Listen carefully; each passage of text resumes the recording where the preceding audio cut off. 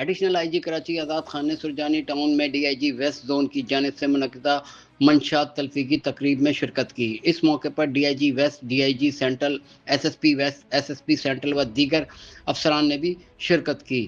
تقریب میں پولیس کی جانب سے کارروائی کے دوران برآمد ہونے والی منشیات کو ضابطۂ قانون کے تحت تلف کیا گیا۔ اس موقع پر ڈی آئی جی ویسٹ نے کہا کہ تاریخ میں پہلی بار پولیس کی جانب سے منشیات تلفی کی تقریب کا انعقاد کیا گیا، جس کا مقصد منشیات کے خلاف پولیس کے عزم کا واضح اظہار ہے۔ آج 140 کلو چرس اور تقریباً 6 ٹن گٹکا ماوا تلف کیا جا رہا ہے۔ ایڈیشنل آئی جی کراچی نے کہا کہ منشیات تلفی کی یہ تقریب کراچی پولیس کی منشیات کے خلاف عملی عزم کا اظہار ہے۔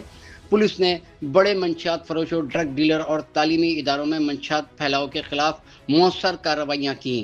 مزید کہا کہ منشیات کے خاتمے کے لیے پولیس، عدلیہ و دیگر قانون نافذ کرنے والے اداروں کے باہمی تعاون سے کارروائیاں جاری رکھی جائیں گی۔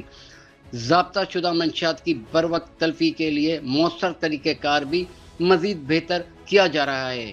بعد ازاں ایڈیشنل آئی جی کراچی نے شہدا لینڈ، سندھ پولیس اور سرجانی ٹاؤن کا دورہ کیا۔ متعلقہ افسران کو انتظامی و سکیورٹی امور سے متعلق اہم ہدایات جاری رکھی۔ کیمرامین آصف خان زادہ کے ساتھ جنید حسن صدیقی، پبلک پوسٹ، کراچی۔